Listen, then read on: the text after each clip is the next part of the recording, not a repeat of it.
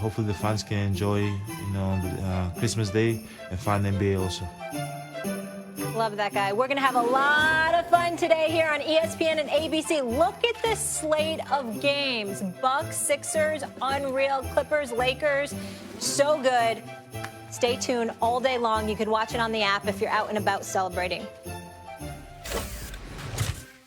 Giannis Antetokounmpo is hoping to give Bucks fans a gift today with a win over the Sixers. The Bucks are red hot and only have 2 losses on the road. Giannis has only 1 more season in Milwaukee before he's a free agent. Stephen A., let me ask you this. If he's a free agent, obviously, after this season. If he doesn't win a chip, do you think he should, after next season, do you think he should leave the Bucks? I think so. I think that, and I want to be very careful. Listen, I know a lot of people within the Bucks organization. I think they're doing a phenomenal job. Some of the facilities outside, like they got their own version of LA Live, as much as you can have it in Milwaukee. It's incredibly impressive, and they're building around this guy, and they're not shortchanging. They're not taking any half steps or anything like that. They deserve a lot of credit for what is transpiring and what they're doing.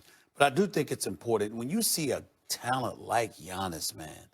And I mean, they're winning games. They're 27-4 now. Last year, they were 60-22 in Budenholzer's first year. They're winning. But if you don't capitalize and you can't get to the finals or win a championship before he leaves, think about the options he's going to have available to him. The Warriors may be an option. We don't know if the Lakers or the Clippers. We got to remember. Wait, Stephen A., you're missing. No, don't say the Knicks. I'm not going to say the Knicks. The Knicks are going to pretend that they're an option. Come to New York. No way. No, we know better. But here's the deal. The Knicks. Understand, even the Clippers are an option. Keep in mind, ladies and gentlemen, Kawhi and Paul George. I mean, especially Kawhi, signed a 3-year deals, not 5 years. He said out after 2 years. You see what I'm saying? So if you're the Los Angeles Clippers, you got options. You're the Los Angeles Lakers. You may have options. You're the Golden State Warriors. You definitely have options. And just imagine him with his game and the attitude to match being in one of those major markets. It's something to think about, because when you think about him in Milwaukee, listen, you got to win in order for him to stay there. You can't just have him there and you don't win. You don't bring the chip. Well, I'll say this. In the history of basketball, like football's a little bit different because most of the time the top players don't get to free agency while they're still in their primes. In the history of basketball, I can't think of a single real top flight free agent that has ever signed in a market like Milwaukee. Ever. Never. So what does that mean if you're the Bucks? You can't just sit there, cross your fingers, and hope that Giannis will draw a free agent. If he does, great. But it's highly unlikely. And the league and the world may be better off if he gets out of Milwaukee and goes to a place where he can kind of amplify what he's doing better. But I love the fact, I have to say it, that Giannis is like, he's not looking to get traded or anything. He's a Milwaukee Buck, even before they got really good. And he doesn't, we've talked about, doesn't work out with players on other teams. It's so old school. It's like what Lillard's doing in Portland, but even in a less relevant market. Here's the thing that the Bucks have to understand.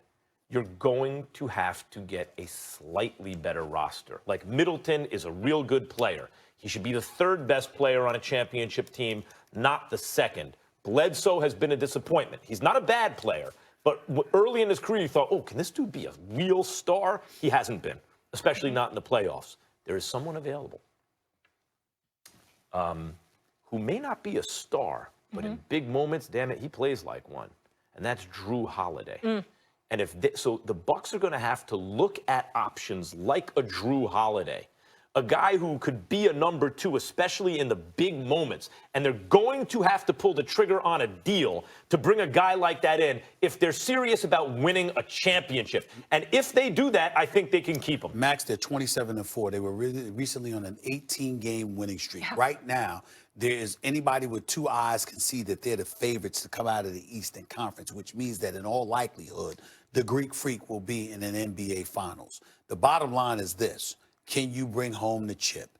They have to make sure that they win a championship before Giannis hits the free agent market. If they don't do it, I believe He will leave. I believe he should. Right, but what do you think right now, given the fact that they have such a great record, that they did get deeper than they've been last year, that we expect them to get farther this year? Do you mess with the chemistry and bring in someone now thinking we don't have enough to win the chip? I think you have to show Giannis we did everything. And I think a guy like a Drew Holiday or whoever else becomes available like that, they have to be what they call proactive and go after someone like that now. On a completely different subject, meaning a completely different team, we give Giannis love. We've been paying attention to the 76ers. We brought up the Boston Celtics. We've even brought up the Toronto Raptors because obviously without Kawhi, they're still 21-9. They're competing. They're one of the top 3 seeds in the Eastern Conference. We give them our respect. My God, the job that Nate McMillan is doing in Indiana. Yeah, They do not have Victor Oladipo. Yeah. And they have the same record as these guys, meaning Toronto. Indiana's been so under the radar the last couple of years. Well, we've mentioned Miami as well, but I'm saying to you, this is their team. Yeah. Indiana doesn't even have Oladipo back. And they are Nate McMillan. My God, he's the Mike Tomlin of the NBA this year. You're right. He's the Mike Tomlin of the NBA. Miami's a sexy market. Miami's Pat Riley. Miami has a name brand guy in Jimmy Butler. We didn't expect Miami to be this good. No, not this good, but I thought they'd be good. Yeah. The point is, Miami, you could kind of see coming. Maybe they could do something. Indiana, the last couple of years, as Stephen A. said, even with injuries, they have their players look motivated all the time. They're doing an amazing job. Real quick, Stephen A.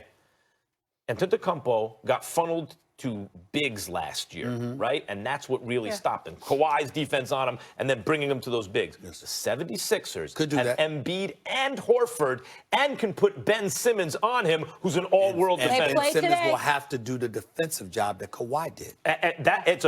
They match up well with the Bucks. This year, Giannis is shooting better from the perimeter. The Bucks are going to have to get a guy other than Giannis who can get his own shot and come through under pressure. They're going to need that. You're going to get to see them both today. Giannis, the only player in the NBA averaging 30, 10, and 5. Second to the Bucks in the East, that would be the Celtics. They tip off right after us, facing the Raptors in Toronto. Kemba has been a great addition for that team since he's joined, obviously, Kyrie heading over to the Nets.